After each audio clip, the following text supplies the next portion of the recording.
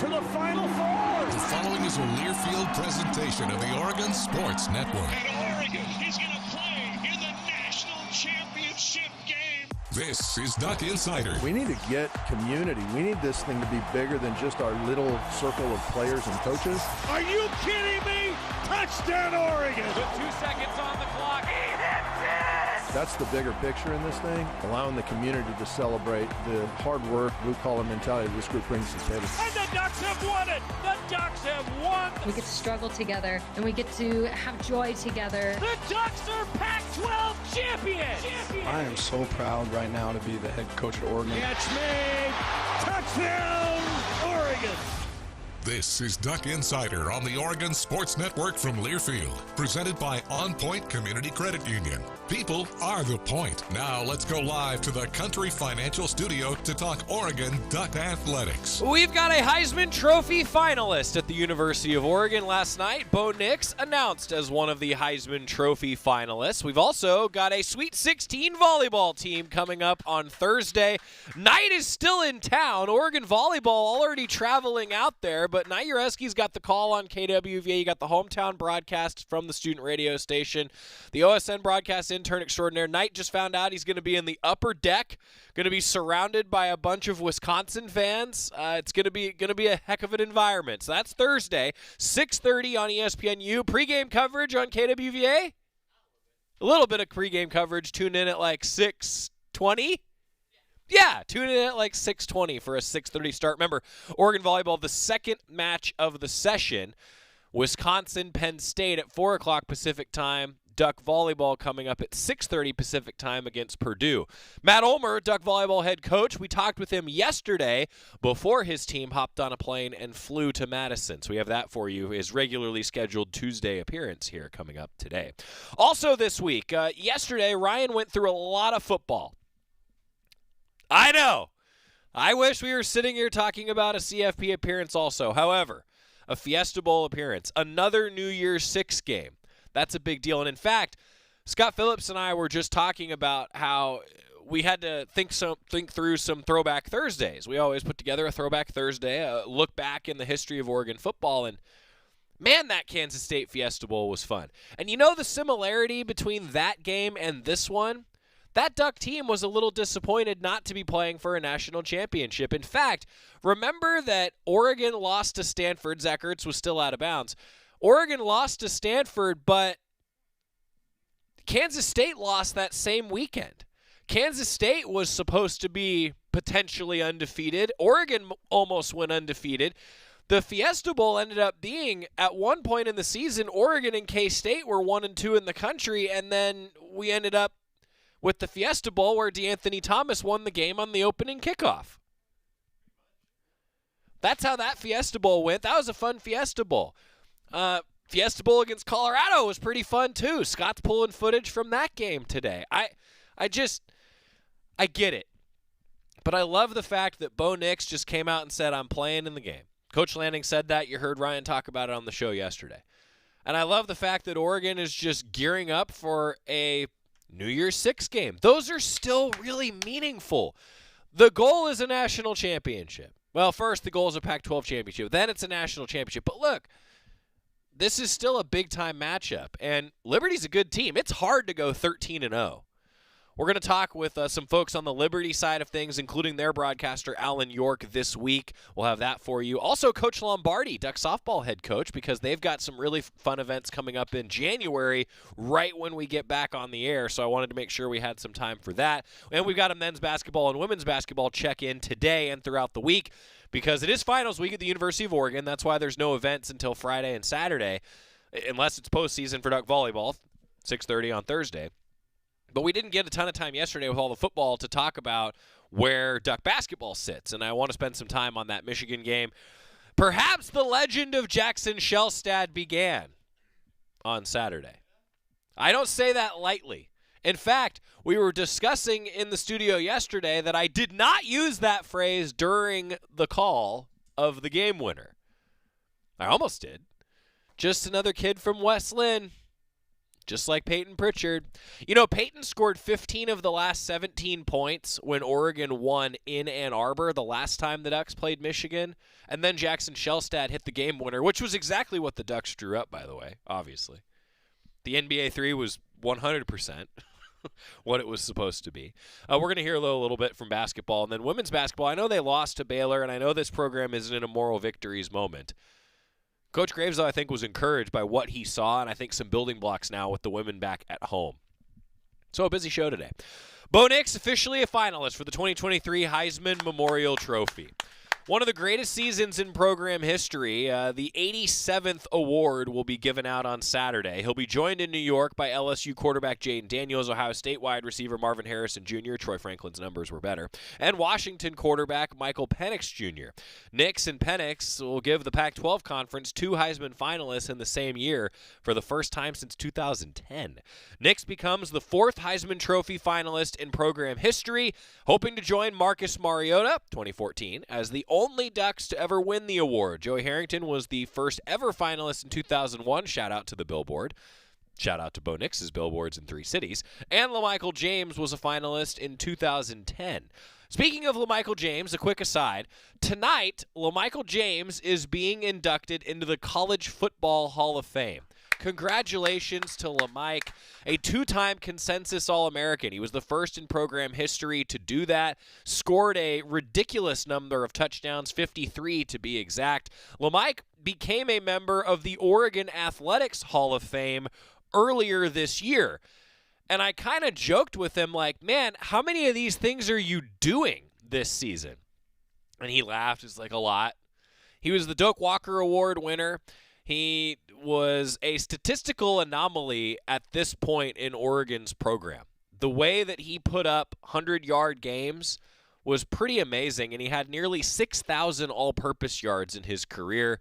God, those uniforms looked good in the era that he was playing in. And, of course, he was a huge reason that Oregon won so many games and got to games like the Fiesta Bowl. That's pretty impressive for LaMike. LaMichael James being inducted into the Hall of Fame tonight. At that same ceremony for the National Football Foundation, there's a number of other awards that are handed out tonight, including the prestigious Campbell Trophy. Back to Bo Nix. Oregon quarterback Bo Nix is up for the William V. Campbell Trophy. He's a finalist. That's the academic Heisman. That's what we call it. The last one to ever win that, Justin Herbert. Justin Herbert is still one of the smartest guys I've ever been around, and the fact is that Bo Nix being a finalist for that is a huge, huge honor. Up for an award that recognizes your performance on the field, community, and in the classroom, the academic Heisman. But of course, there's so much focus on the Heisman itself. And in his 5th year of eligibility, Bo Nix has been phenomenal. An 11-2 record as the starting quarterback. He leads the nation with an incredible 77.2 completion percentage. He's 336 of 435, and he's got a chance to break the NCAA single-season record of 77.4% set by Mac Jones, Alabama's quarterback in 2020. So if he's above 78%, say, in this game, he's got a shot at it to break the single-season completion percentage record. 336 completions also leads the nation and are the most in an Oregon single season. He's tied for the FBS lead with 40 touchdown passes heading into bowl season, ranks 2nd nationally in passing yards per game at just over 318, passing yards at 4,145, passer rating at 186.24, and total touchdowns, 46. He's 3rd in total yards per game. He's got 40 touchdown passes and just 3 interceptions. Listen to this. He joins Justin Fields as the only FBS quarterbacks since at least 2000 to have 40 or more passing touchdowns and no more than 3 picks through 13 games. That's efficiency. That's accuracy. He's also the only player in the nation this season to account for at least 6 total touchdowns multiple times and has thrown for multiple touchdowns in all 13 games with 8 games of 3+ TD passes. The numbers continue. Nix matched the Oregon single-game record with a career-high 6 touchdown passes in Oregon's win at Arizona State, and I think we all know what that number could have been had he played more than less than a minute in the second half. It's a record-setting performance in so many ways from Bo Nix. I like that, actually. That was an accident. I like that. Bo Nix. Oh, we're on to something here. Jerry and Jorgie, you heard it here first. Bo Nix will be Bull Nix, depending on how the Fiesta Bowl goes. That was a total accident. I did not plan that, by the way. Knight and Scott are looking at me like, yeah, whatever, dude. No, I'm serious. That was actually a complete happy accident. Anyway, despite playing just 2 seasons at Oregon, Nix has made his mark on the program's record book. The all-time records that he has now eclipsed and continues to climb, it's pretty amazing. He's 3rd in career passing touchdowns with 69. That's in 2 years. 2 years. He's 3rd in rushing touchdown by a quarterback, 5th in passing yards, 5th in completions. He's tied for 7th in wins already in just those 2 years. And he would, by the way, if things keep up, he will actually shatter Marcus Mariota's current all-time record for completion percentage. That's one that's amazing to me. I understand offenses are different, whatever. If you're completing 74.6% of your passes in your career, that's crazy. Marcus Mariota's program record for his career, 66.8%. I mean, that's amazing to me. Nix was also especially good the second half of this season, which is why I think he should get a lot of first-place votes from Heisman voters. I do not have a Heisman vote. I know people that do, and they're not allowed to say who they're going to vote for, but let's just say that privately I know people that are going to vote for him, and I hope that more people beyond the West Coast vote for him. Because listen to some of these numbers in the second half of the season. He led the nation since week 7. In total touchdowns, 28, total yards, passing touchdowns, passing yards per game, and completion percentage. And during the month of November, that we obviously now will refer to as Bovember, man, he just gives you so many good opportunities for nicknames, doesn't he? Bovember, Nix led the country in passing touchdowns, passing yards, and completion percentage. Look, the numbers tell you that this is the best player in the country. He's at the top of every category, particularly in the second half of the season. I understand that Jaden Daniels ran wild at times and scored a bunch of touchdowns that way. I understand that Michael Penix did win the head-to-head. But the numbers, I think, as a whole, tell you that Bo Nix deserves the Heisman. And, here's the other thing. We just got done talking about the Campbell Trophy and how that's going to be revealed tonight. Maybe Bo's going to win that. That's the academic Heisman. Well, he's up for the academic Heisman and the Heisman. I think that off-the-field stuff matters. It does. It does. It should. He's the most experienced starting quarterback in NCAA history. 60 career starts, 4th all-time in total yards. 4th all-time in total yards. He's tied for 6th in total touchdowns, 7th in completions, 7th in passing yards, and he's 21st in passing touchdowns. He's the first player in FBS history to account for at least 55 total touchdowns at 2 different schools. He had 39 touchdown passes passing and 18 rushing over 3 seasons at Auburn before coming to Oregon. So Bo has been all over the NCAA record book. And I think it's important as we talk about his career, the Heisman, all these things. He is a great example of how modern college football can really work for a student athlete and work for a program. Didn't work out at Auburn. A lot of pressure to live up to so much expectation at Auburn with his family connections. So he transfers to Oregon. He said it. It's the best decision that he's ever made. He is a great example of how modern college football, with longer careers, guys that can make money with NIL in college football, guys that can have so much success in a program in college football. He embodies so much about, I think, how modern college football is really great for the student athletes. He'll be in Las Vegas tonight as a finalist for that William V. Campbell Trophy before heading to New York for the Heisman Trophy festivities. The winner of the Heisman Memorial Trophy will be announced live on Saturday, December 9th at 5 p.m. Pacific time on ESPN. Well, I'll be on the call for a basketball game starting at 5:30, and let's be honest, they won't reveal it at 5 o'clock. They'll reveal it at like 5:30 because that's how these things usually go. But the Heisman Trophy ceremony is Saturday, December 9th, this Saturday at 5 p.m. Pacific time. It's on ESPN.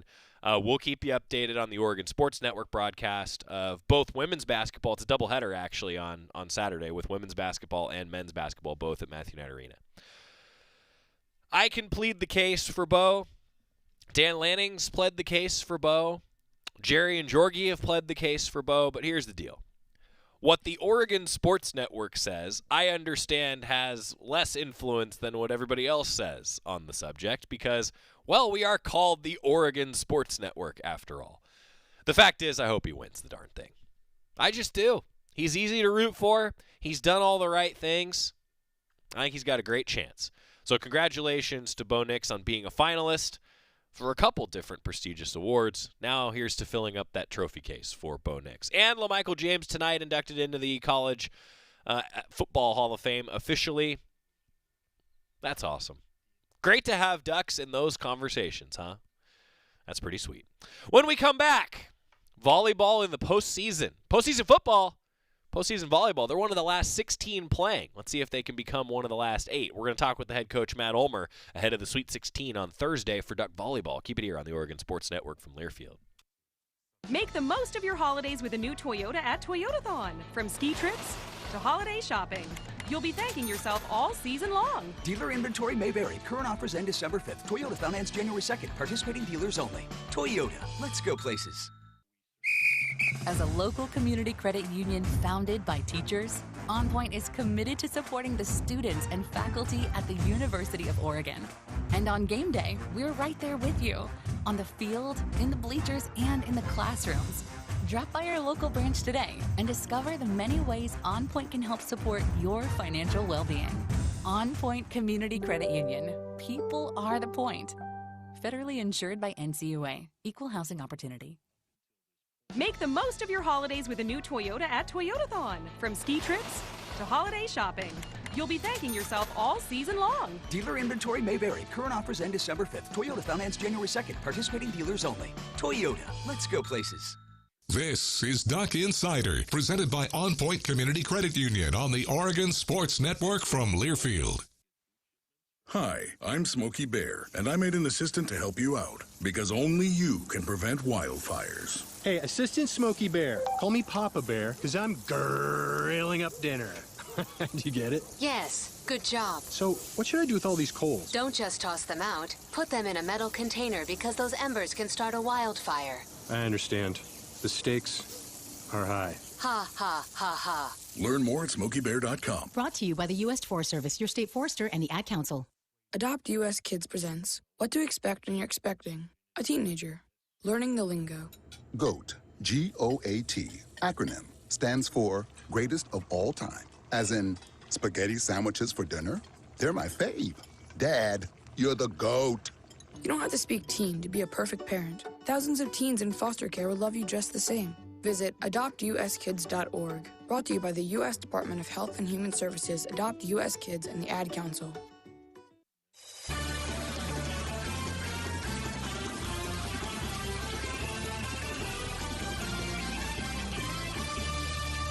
Back on Duck Insider, presented by OnPoint Community Credit Union. OnPoint, people are the point. We're coming up on the Christmas break, the holiday break for Duck Insider. Next Friday will be our final Duck Insider. We always do this because there's usually basketball games that are in the afternoons, honestly, in that week leading up to Christmas. And what do you know? We have 2 of those next week with women's basketball. So with airtime conflicts, we would have only done like 2 Duck Insiders next week anyway, or 2 weeks from now, I should say. So next Friday will be our final one. I'm happy to report that next Wednesday we're going to do our bonus bowl pick'em. Jerry and Jorgie will join us. We'll do a full preview of what's to come for bowl season, including the Ducks in the Fiesta Bowl.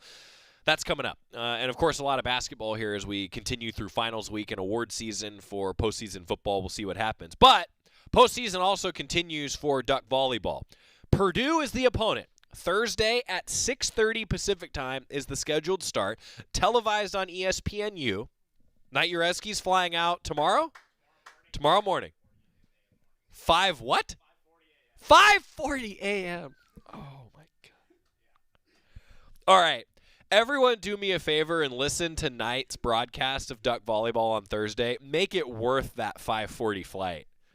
You know what? Well done, buddy. That is dedication from the voice of Duck Volleyball. It's finals week. Are you going to be done with all your finals? He's going to be done with all his finals. All right, good. Because, hey, remember, student broadcaster. Just like student athlete, student broadcaster. Don't fail any classes. Knight Ureski's going to have the call, though. He's directing the show for us here today, our OSN broadcast intern extraordinaire. Knight's got the call around 6:20. Pregame coverage will start. Anyway, volleyball against Purdue. Second match of the session could be a little bit later depending on what happens with Wisconsin and Penn State at 4 o'clock. That's also on ESPNU. If the Ducks win, they advance to play the winner of that Wisconsin-Penn State match Saturday in the Elite Eight, and then Knight will be extending his stay, and he'll have the call for you on that one as well. Matt Ulmer joined us yesterday, literally on the way to the airport. Like, he left from Matthew Knight Arena and practice, came and hung out with us, and then went straight to the airport. And I just really hope the plane didn't have to wait for him. But, you know, you'd wait for the head coach. But, you know, I don't know. See how it goes. Matt Ulmer, we talked with him yesterday. All right, it's a Monday, but the volleyball team is traveling today, which means that we're recording on a Monday to air on a Tuesday. Coach Ulmer is here. Yeah. Coming off a great weekend, advancing to the... Am I allowed to call it the Sweet 16? I think you are. They call it the Super 16, but, like, it's the Sweet 16. Who calls it that? Hey, congratulations. Thank you. Who calls it the Super 16? The NCAA volleyball. Oh, really? Yeah. I saw that one time. Yeah. That's like a thing that they do? It's like how the NIT calls it, like, the Super 16 and, like, the whatever they call the grade 8. I saw that. Yeah, so the grade 8. Yeah, it's the same thing because I think it's, like, trademarked or something. Okay. But I'm just here saying that it's the Sweet 16. It is sweet. Yeah. Is it sweet? Does it taste sweet right now, getting ready to travel? It's a little bit like toothpaste, I think, still, but yeah. Yeah, I mean, I was practice planning last night, and I had a December date on it, and I looked at my wife and I said, I love when I get a practice plan with a December date. That's cool. You know, because that means we're still playing. Yeah, that's great. Yeah, it's a goal. It's a goal. I want to talk about a little bit about the home crowd all year. Mm-hmm. Setting the standard for West Coast attendance. I know you were really proud of that. This past weekend, NCAA tournament, you wanted to host it. You got to do that. Yeah. A lot of goals have been realized so far and not done yet. Top 10 in the country in attendance. Way to go, fans. Broke our records. Broke our single match record against Oregon State with almost 7,400. Awesome. But to me, it's more just the people that were there. I felt like they were really invested in our team and the team's success. Just from like chalk talks, conversations, emails, phone calls, interactions, like it just felt like they really value our student athletes and like just true fans and supporters. And so then I felt like the environment was real. You know, it was no matter how many people we had, it was loud and it was intense and they were there. And so it was just really neat to see that grow. And just thank you to everybody who made for a great home season at Matthew Knight, a record-setting season. In this senior group, I know they felt the love this weekend, and what a great way for them to go out for their home careers, beating Hawaii the way they did this last weekend. That's awesome. Review the weekend for us, if you could. Took care of business at home. Yep, Southeastern Louisiana, really good team. They did a great job in their conference, and they're returning everybody, so they're going to have a great year next year. But I thought they did a lot of different things that kind of threw us off that we don't see often, some different things with their offense and then kind of how they line up on defense. And so I think it took us a little bit of time to adjust to that, but we did. And I thought we played pretty clean after that first set, and then kind of the same idea against Hawaii. Hawaii came out and was just lights out defensively. They were digging everything. So impressive. Their hustle as good as it always is, and it's what you expect from one of Robin's teams. But we did a really good job on Amber Ajide, their All-American middle, who's just fantastic. She's such a stud. But we did a good job. I think we limited her to 4 kills, which that was a big deal. We served really tough, and that kind of got her out of it. Didn't get her many opportunities. And then Morgan Lewis was just so good. It's good. Best I've ever seen her. And she just keeps getting better every day, but she was extra special. That ball was hit very hard when she was touching it. And Hannah was, spectacular. The whole group was great. But defensively, I think we held the teams to almost 0 for the weekend. It was like 0-50. So really great team defense, and we're excited to move on, and we play Purdue on Thursday. So what's the schedule ahead? We're talking obviously on a Monday. Take fans inside the schedule. Yep, so we fly to Madison, Wisconsin today. Beautiful place. Beautiful place. I've never been there. No? No. You haven't? Actually, it's pretty. Well, I'm sure you're going to go here in the near future. Sure are. So it's really interesting. So there's 3 Big Ten teams with us in our quad. Yeah, I noticed that. And so Nebraska, I think, is probably feeling a little left out because I think if they joined in, then it would be like a Big Ten Conference Championship. In 2024. Little tournament. So yeah, we'll have 3 Big Ten teams, future conference partners with us. So that'll be interesting, to see them and see what that's about. But then we have a couple practices the next few days, and different meetings, film, trying to get to know Purdue better and all that kind of stuff. But yeah, we're really excited for this opportunity. So scouting, I mean, we've talked about this before, like in a tournament setting, you don't know who you're going to get necessarily, but this time you do. You have a little bit of time. What is the report on the Boilermakers? Yeah, they're fantastic. I mean, everybody at this point is really good. But they got 2 outsides that are as good as any combo of outsides out there, Eva Hudson and Chloe Chacoin, and they hit the ball really hard, really hard. Eva is one of the best sophomores out there. I think last year, her and Mimi were the 2 best freshmen. So I think that'll be a fun little matchup. And the matchup is to see how they go after each other, and hopefully that'll be a nice battle. Cool. But they always play great defense, great floor defense, and that's no different this year. And Dave Shondell, who's their coach, is one of the really great guys in our sport. We're a really good coach. We've only played them once, and that was in the bubble year in the Sweet 16, and they beat us. So, let's see if we can return the favor. It'll be tough to do, but, it's a good challenge for us. Gosh, you just got me thinking, this isn't in a bubble. That's so great. No bubble. No bubble. No bubble. No bubble. But Madison. Yeah. So it's indoors. And expecting it'll be a little chilly. Expecting a big crowd, I'd imagine, too. And you guys have prepared for that. We talked about this all throughout the non-conference season, that you went to these big environments to get ready for this moment. Yeah, I'm pretty sure they sell out all their games, and I think it's like 7,200 people. Yeah. So I'm assuming, I don't know for our Purdue game how many of them will show up, but they're volleyball fans. Again, I'm from the Midwest. I grew up like 2 hours from Madison. So I know that there's going to be a lot of volleyball fans there, hopefully that stick around after the Wisconsin match and see ours. But no, Fieldhouse is a really tough place to play, very, very fun environment for volleyball. So I think, like you said, we tried to prepare the best we could in the non-con. And our fans did a good job of preparing us during the season with good crowds. So, hopefully we're ready for that. Yeah, so 6:30 Pacific time is when the first serve is scheduled for Oregon, but it's the second game of the session. So maybe like Penn State, Wisconsin's just a slugfest, tire out potentially the next opponent, right? That sounds like a good strategy. I think everybody's tired at this point, so just keep it rolling, Is that so? How much of a deal is that? Like I've said before, and I've said this for a lot of sports, it's not always the best team that wins at the end of the year. Sometimes it's the healthiest team and the deepest team. I mean, I think so many things you have to be really fortunate about. Lucky, fortunate to go your way. Injuries are a big part of it. Sure. Just not being sick. I mean, all that like life stuff still happens, So I do feel like we're playing our best volleyball right now. I think this past weekend was absolutely some of our best. In the last few weeks, we've been trending up. So hopefully we can get feeling our very best. We had a couple of days off, which was good. That was the benefit of playing Thursday, Friday last week. That we had the weekend to kind of just get it back together. And again, we'll have some downtime. We got a lot of finals going on right now. So the student athletes are doing it all. But hopefully we can get feeling our best and give everything we got. Now, correct me if I'm wrong, but victory then playing Saturday, right? For fans to plan ahead. You do get that day off. If we win Thursday, then right. So a couple of years ago they switched it. So it was brutal in 2018 when we beat Minnesota in that epic match. Within 18 hours or whatever, we were playing Nebraska to go to the Final Four, and that was tough. We went straight back to the hotel after that match and had to watch film on Nebraska. So you didn't really get to enjoy it at all. So last year, after beating Nebraska in that really fun match, we actually had the night to enjoy it, soak it in a little bit, which I thought was really great because those are really tough and satisfying wins, and you just want to be able to be in that moment because then you got a really tough one the next time. So. That just makes sense to me, right? Like to have that timing. Yeah, and these should be really tough matches physically. So, just to be able to not have to turn around right away. So it was a much better student-athlete experience this past year, last year, having that change. And so if we're fortunate enough to beat Purdue and then have that day off, I think it's really important.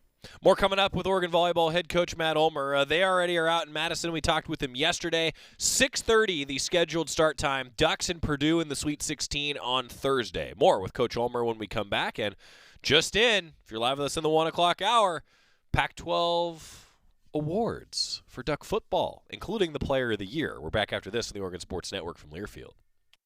Hey Duck fans, we're all about protecting our home turf here in Eugene. You should do the same for your home with Country Financial Insurance. Most home insurance doesn't account for inflation, but with Country Financial, yours can. If something happens to your home, make sure you can rebuild the same house in the same place. Call a local representative or 866-COUNTRY and get a solid defense for your home. Home insurance policies issued by Country Mutual Insurance Company, Country Casualty Insurance Company, or Country Preferred Insurance Company, Bloomington, Illinois. Property must meet age and condition requirements, which vary by state.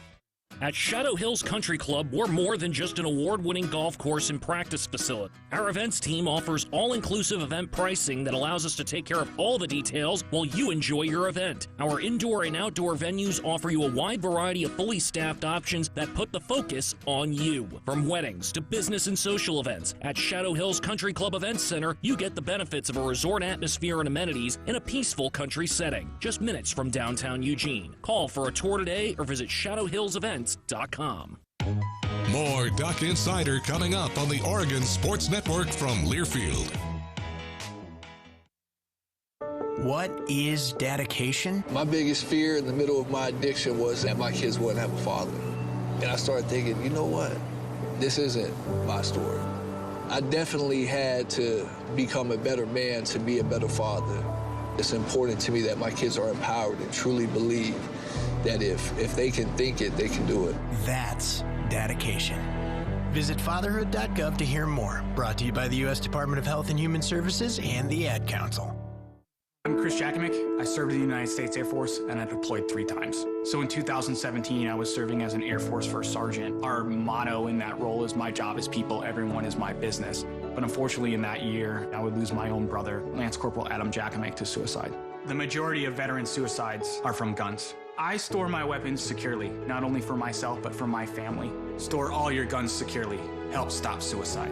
My service never stops. Brought to you by End Family Fire and the Ad Council.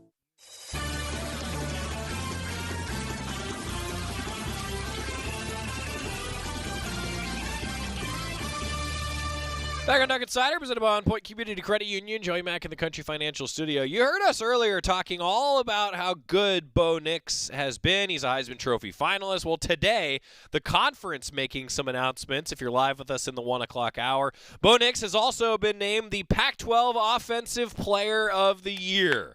He was one of 15 Ducks to receive all Pac-12 honors after a vote of the conference's coaches. That's important. This is the coaches that are making these picks. The Offensive Player of the Year is Bo Nix. And, yeah, that's pretty impressive. So he becomes the 4th Duck, by the way, ever named the conference Offensive Player of the Year. Marcus Mariota, the Heisman Trophy winner. Dennis Dixon in 2007 and Joey Harrington, Heisman Trophy finalist, in 2001. Nix, though, one of 6 Ducks named to the All-Pac-12 first team. Defensive end Brandon Dorless, tight end Terrence Ferguson, wide receiver Troy Franklin, defensive back Kyrie Jackson, and offensive lineman Jackson Powers Johnson are first-teamers. Oregon's 6 first-team selections are the most in the conference. Linebacker Jeffrey Bassa, running back Bucky Irving, and defensive back Evan Williams represent the Ducks on the second team. Oregon is the second in the league with 9 total players on the first or second teams. And some Ducks also received honorable mention accolades. Jordan Birch, Josh Connerly, Johnny Cornelius, Tysheem Johnson, Tez Johnson, and Stephen Jones. Ducks close out the season against Liberty in the Fiesta Bowl. Coming up, 10 a.m. Tickets are available. GoDucks.com. 10 a.m., by the way, January 1st. Yeah, January 1st. Now we continue on the Duck volleyball front. We heard from Matt Ulmer, part 1. Part 2 of our conversation with Duck volleyball head man as his Ducks get ready to take on Purdue in the NCAA Volleyball's Sweet 16 at 6:30 on Thursday. Matt Ulmer here. You know, I was curious, too, like, you talk about how you're playing your best volleyball right now. I want to come back to Morgan Lewis. Like, really had her a rival, if you will, in postseason play. Yeah. I feel like a year ago. I don't know if you would agree with that, but it feels like that's when her name was at the top paragraph of everybody's review of a match. And now you've just seen how much she's grown. Like, can you encapsulate that, like, in the last year? Am I onto something, I guess, there? I mean, I just feel like in all sports, I love postseason because I feel like that's when people really step up. Sure. Or don't. And, like, those are the people that are going to, you know, really make that path, you know. And so for Morgan last year, yeah, I mean, she could have not, but she did. and she did it in over 2 matches against 2 of the best teams in the country and was phenomenal. And then I think just that confidence that gives you to move forward. So I think we're seeing the growth from that point of her now, and she's been very consistent, playing at that high level. And I feel like right now she's gone up another notch in that consistency and power and athleticism, all the stuff. I feel like she is very much a go-to hitter for us, and Hannah probably doesn't even set her as much as she probably could. We'll see as time goes on what that looks like for us, but we have a lot of options. Again, that's what's made us so good, I think, is that we have 5 attackers plus Hannah. On that note, the depth, right? You must be a difficult scout for somebody. We've kind of touched on that a few times this year. With that many options offensively, that's got to be fun as a coach and as a setter, I'd imagine. Tough challenge to try to find how to attack everybody. Yeah, I think that's, Stanford and us, I think that's something that can make it so difficult, is that if you take 1 or 2, if you focus on 1 or 2, we're going to limit them, then all of a sudden that's going to create more openings for the other 3, and then they're all very capable of, taking advantage. So I think, if you look at our matches throughout the year, Kara, we've had 4 players on our team that have 18 kills or more in a match. Right. That's a lot. That's crazy. And then Carson is not one of them, but Carson she went 11-0-12 or whatever, set our record like the other. So, it's that's our 5 attackers, that they're all capable of doing that. And I think it's because, again, they're like, okay, well, Kara's been hot. We're gonna really take away Kara the best that they can. All right, well, now Morgan's going to be one-on-one, and then now you got to deal with that, right? Or same thing with Mimi. Well, okay, well, then Kara's going to be. And so I think it's really tough to balance it. And then if you just go too neutral, then Hannah picks you apart. Right. So I think that's what's made us good. So the big part for us, again, we talk about all the time, is just ball control. So if we can pass that ball well enough, Hannah is as good as there is, and she sniffs it out, and she figures out who needs to get the ball. And then we're just at an advantage. So, Purdue's a good serving team. All the teams from here on out are going to be good serving teams. So, can Gabby and Georgia and Daly continue to handle that pressure, which they've done a phenomenal job doing? If they can, then I like us against anybody. Yeah. We talked so much about ball control, and the serve's always been a key for you. Yeah. But before we talk a little bit on that, I don't know that we have talked about Hannah enough, maybe in our conversations. I know you have constantly said that she's one of the best out there. As a coach, just having somebody like that, and I think it's akin to a quarterback that can make audibles and checks at the line. That's essentially what Hannah Pukas is doing for you, I feel like. Oh yeah. I'm putting her on the same level here as Bo Nix in terms of a coach's best friend must be somebody like Hannah, right? Yeah, absolutely. Well, so when we do our scouting reports and stuff, on defense we're pretty specific in our game plan. On offense, I try not to give too much. Because for her, you want her to be free to make her own reads and adjustments, audibles, like you're saying, and she's really good at that. So the last thing I want her to do is become stiff or overthink things. I just want her to, feel that out because her feel is so good and play that game. So we'll have a couple things that we'll look for, a couple things I want her to be really mindful of. If I notice something in a game, I can give her an adjustment. But for the most part, that's how much trust I have in her, is that I think she can make those reads herself. So just let her be free to do what she does. Someone also asked me yesterday what uniforms you're wearing and if that matters. I don't know what we're wearing.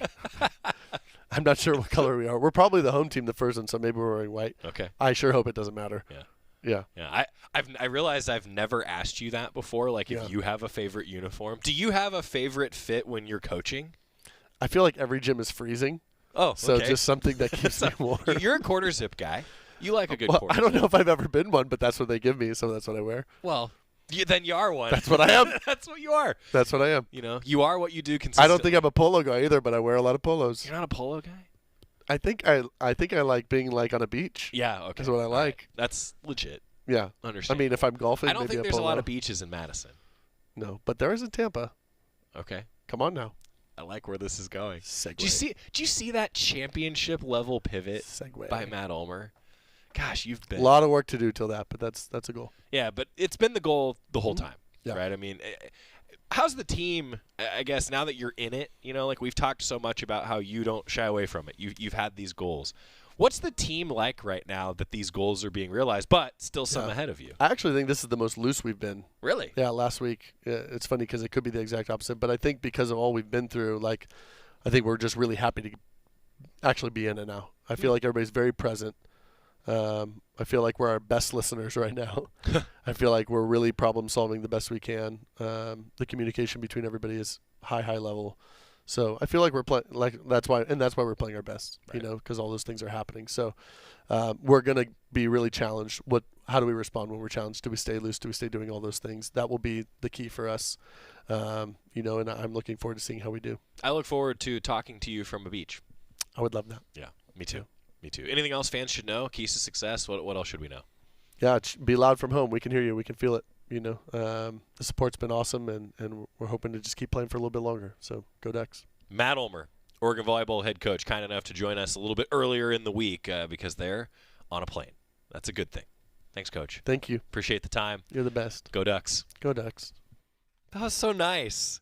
What a great conversation between me and Coach Ulmer. We never get those. How about that championship level pivot, though?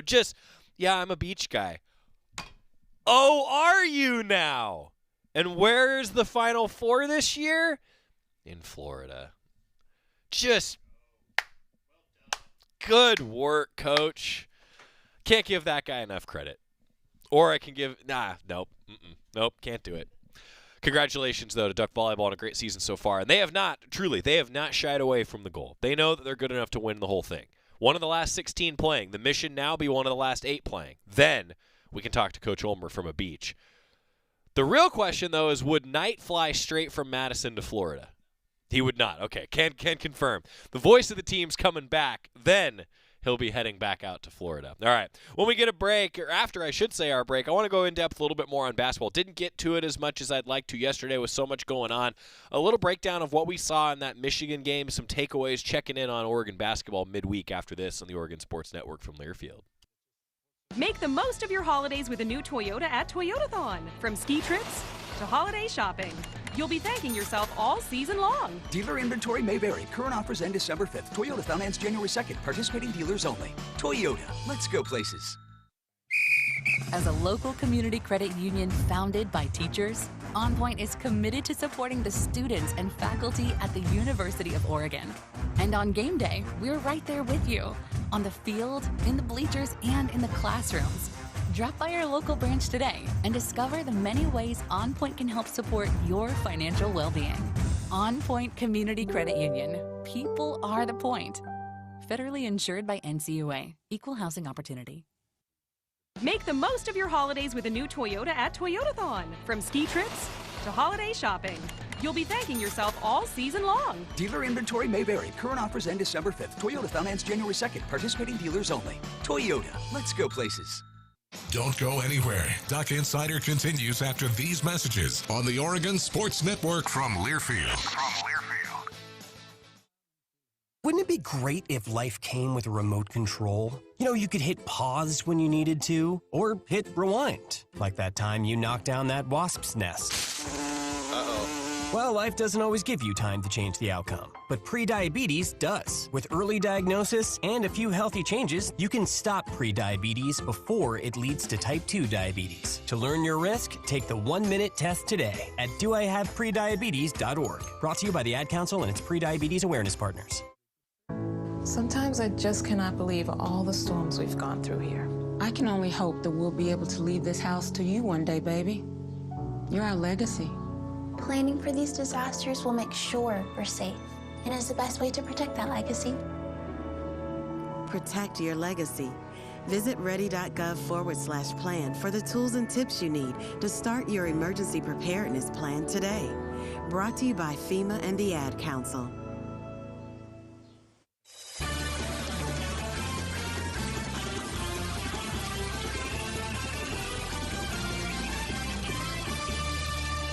Welcome back to Duck Insider, presented by OnPoint Community Credit Union. So talking a little bit of basketball now. Congratulations again to all the Ducks on the conference list of honorees. Bo Nix, the Offensive Player of the Year. More details, GoDucks.com. 6 first-teamers for the Ducks. Campbell Trophy presentation tonight. Some other awards that Bo Nix may be winning. We'll tell you about that, though, on the show tomorrow. And congratulations to Coach Ulmer's volleyball team. That's going to be fun. Thursday, 6:30, Sweet 16. I thought Brennan Rigsby was really good for Oregon men's basketball this past weekend. And then there's going to be so much buzz about Jackson Shelstad just hitting that big NBA 3 to win the game. But I want to go back to something earlier that happened in that game against Michigan. So if you missed it, the Ducks, a long time coming for this matchup to happen, as Coach Altman will say, you'll hear a little bit of.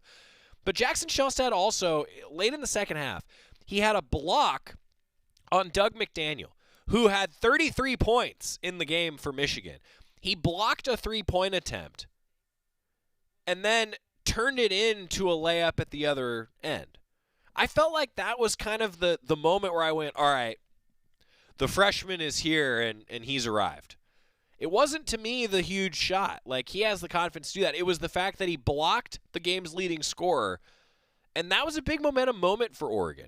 Brennan Rigsby, though, he also had some dunks, had some threes, had a chance to win the game in regulation. I actually think when I went and watched the play back, he wasn't contested as much as maybe he thought he was. He was like falling away into the corner, and then he missed the shot short. He had a pretty good look at it, actually. And the Ducks also, to even get to overtime, I'll be honest with you, they did not execute as well as they need to at the end of regulation. There was a turnover on an inbounds play. I just, you need to execute better down the stretch. Ducks would tell you that. But then Jackson Shelstad created the Mo Diawara dunk that got the Ducks to 83 points in overtime, and he hit the game winner to win at 86-83. I also want to shout out another defensive play that got the Ducks to that moment. Jadrian Tracy forced a turnover after a review on the sideline that really kept Oregon in the game. Michigan had control of the clock and the ball if he doesn't do that. So Michigan didn't execute great on one sideline. Oregon didn't execute great on an inbound on the other. Maybe it's a wash. Two teams that I think would agree need to improve their execution. But 5-2 sounds an awful lot better than 4-3. And the Ducks are 5-2 now. Some things to work on, but a great environment at Matthew Knight Arena, too. We didn't get to any of Coach Altman's comments from the weekend yesterday on the show. Wanted to do that for you today. Coach Altman talking about the nice non-conference win over Michigan. You've seen that end result before? Well, we'll take it. And I was a little worried about taking a timeout. We had the trouble getting it in on the one where Cario turned it over, and they were switching man and zone, and so I just figured let it play out, and it was a little deeper than I wanted, but that he hit it. So, I thought he had a better look, in regulation, that one he had in the lane, and then Brennan got a good one on the out-of-bounds play. But we needed it. I thought the guys fought pretty hard. I was disappointed in the rebounding the first half, but thought we did a little better job in the second half. Mo made a big difference there.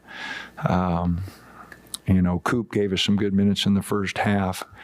A lot of guys, Cario has a bad turnover, but then showed a lot of guts there, stepping up and hitting those two free throws. He's been struggling from the free throw line, and he knocked two big ones down there. So we could have made it a little easier on ourselves in overtime. Mo misses the front end, and Jermaine misses two. But we found a way, and at this particular time with this ball team, finding a way is really important. Dana, that's a big moment for a freshman, big shot for a freshman. What is it about Jackson that you see in him that allows him to take a shot like that in a moment like that? Well, he's always won. He works really hard. The guys respect him because of that work ethic. He was out a month, and it killed him. He was biting at the bit to get back and play. So, I think the guy's got confidence in him. I've watched him since he's been an eighth grader, and watched him just keep getting better and better. And he's going to be a really good player for us. He made some freshman mistakes defensively but he stepped up, made a couple good plays there. Real nice play on the pick and roll to Mo, so I think 5 assists. I had for 1 assist. I thought he had a few more assists than that, but really made some good plays, I thought. figured the rebound total was going to get you, but it seemed like the activity, like that deflection at the end of regulation, it seemed like you guys were able to get hands on a lot of balls. And did you feel like your activity was pretty good at least? Yeah, I thought our press was, gave them something to think about. And that last play was big. We got them on the sideline there and gave ourselves a chance to win it in regulation. And more importantly, they didn't have a chance to win. We didn't make any stops there. So McDaniel really had his way with this, and so putting the ball in his hands for that last one wouldn't have been a lot of fun. You shot fewer threes than usual, but you were much more efficient. Has it been a focus of yours to not force the ball? We want to take more. I think they knew that because our last two games, our numbers, we took more. Well, we didn't take that many against Alabama. We took a lot against Santa Clara, but we're more perimeter oriented, obviously. Without throwing it to Dante and Nate inside. Mo, feels a lot more comfortable on rolls, and rebound putbacks rather than just post-ups. We'll probably take more than we've traditionally taken. But 10 for 16, we were very efficient there. When three-point shooting's been such an issue for the past couple of seasons, Danny, and you have that kind of performance, that's the best performance you guys have had since the end of 2021 when Duarte was around. So, yeah, what do you think you guys are capable of in the long run when you have to go guard heavy to come through with 62? Yeah, that's going to be really important. Brennan is healthy, which makes a big difference. Last year he really struggled with injuries, and so his numbers were down. I think Jermaine shot about 35% last year, so, I think he's capable of that. Bam shot him okay. Carrio shot him okay. Jackson will shoot it okay. I think we got a lot of guys that can be in that higher 30s and a couple in the low 40s. Probably not as good as our 20 team, and we had Anthony Mathis and Peyton and some of those guys. But with where we're at right now, we're going to have to take a lot of threes, and guys are going to have to keep working at it. And it was encouraging to go 10 for 16 and have a lot of guys hit them. I realize the first meeting was 4 years ago, but did this feel at all like that? I mean, that was played, I think, within 2 or 3 possessions the whole way. Lead changed nearly a dozen times. The whole game was played within 2 possessions there. Yeah. We when we were there, we jumped off on a really good start. Anthony hit a bunch of threes, but then it kind of leveled out and was a 1-point game. This one, I don't know how many lead changes or how they do it, 10, and game tied 9 times, and we led 27 minutes, they led 11. It was close. It was close all the way, and could have went either way. We just, like I said, made a couple defensive stops there, and then Jackson hit a big shot. Sometimes that's what it takes, hit those big shots. But, yeah, there were so many similarities, as I was talking about earlier, between that 19 game in Ann Arbor and then this one. And, those are the kind of games that over the course of a season you got to get. Defensive mistakes. The Ducks are still banged up. They're going to have to go guard heavy without Dante and Biddle, at least for the next few weeks. For Dante, I don't know. We'll see how it goes. But this Duck team now knows that they're going to have to play that way. And look, Oregon won the Pac-12 championship, and their strongest is the wrong word. Their tallest and biggest guy was 6'8". It was Eugene Omarui. Eugene Omarui is an NBA player, but it can be done. Oregon started a collection of guys that were 6'4" to 6'6", and then Eugene played the 5, and he was 6'8", and Oregon won the Pac-12 championship. God, it was great winning at Gill on that last. That was a good year. Even though it was the COVID year, the Ducks found a way to win that season, and they did it guard heavy. Now, here's the thing. USC got the Ducks pretty good twice, including in the Sweet 16 of the NCAA tournament that year. Yeah, there are teams that are going to have athletic bigs that can give a guard-oriented team problems, but it can be done. More thoughts wrapping up the show after this on the Oregon Sports Network from Learfield. As a local community credit union founded by teachers, OnPoint is committed to supporting the students and faculty at the University of Oregon. And on game day, we're right there with you, on the field, in the bleachers, and in the classrooms. Drop by our local branch today and discover the many ways OnPoint can help support your financial well-being. OnPoint Community Credit Union. People are the point. Federally insured by NCUA. Equal housing opportunity. Hey Duck fans, we're all about protecting our home turf here in Eugene. You should do the same for your home with Country Financial Insurance. Most home insurance doesn't account for inflation, but with Country Financial, yours can. If something happens to your home, make sure you can rebuild the same house in the same place. Call a local representative or 866-COUNTRY and get a solid defense for your home. Home insurance policies issued by Country Mutual Insurance Company, Country Casualty Insurance Company, or Country Preferred Insurance Company, Bloomington, Illinois. Property must meet age and condition requirements, which vary by state. Duck Insider continues after this timeout on the Oregon Sports Network from Learfield.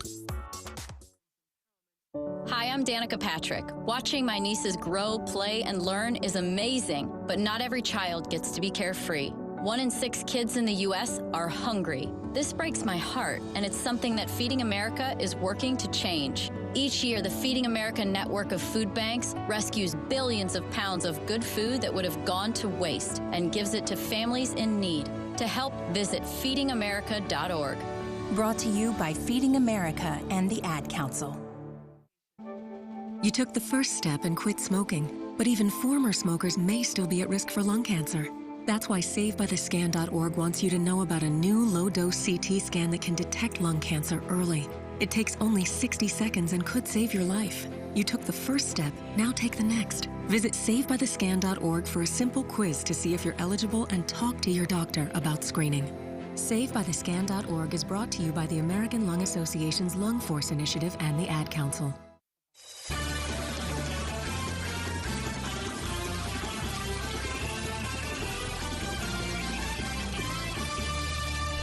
Welcome back to Duck Insider, presented by OnPoint Community Credit Union. Joey Mack in the Country Financial Studio. So I think, some good things for Oregon men's basketball, and similarly for Duck women's basketball. I understand that you don't want to lose a game, even to a top 10 opponent in Baylor on the road, but the Ducks did improve, I think. They played harder, and there's a couple categories that Coach Graves alluded to, and I think that that's going to be the focus in practice this week. Oregon women's basketball is back in action against Idaho. An 8 o'clock tip. Chris Clayton will have you covered with a 5:30 pregame show along with Bev Smith. On tomorrow's show, we'll review all the awards coming in the ceremony tonight. Maybe a Campbell Trophy winner in Bo Nix. We'll talk about that on the show tomorrow. Also, an athletic director segment. Jody Sykes, Chief Compliance Officer, will be with us. We'll see you then. My simple solution to the problem was remove people from the scene and help them feel safer. In response to attacks against Asian Americans, Maddie Park raised over $250,000 to donate cab rides to the Asian community. There is so much more work to be done.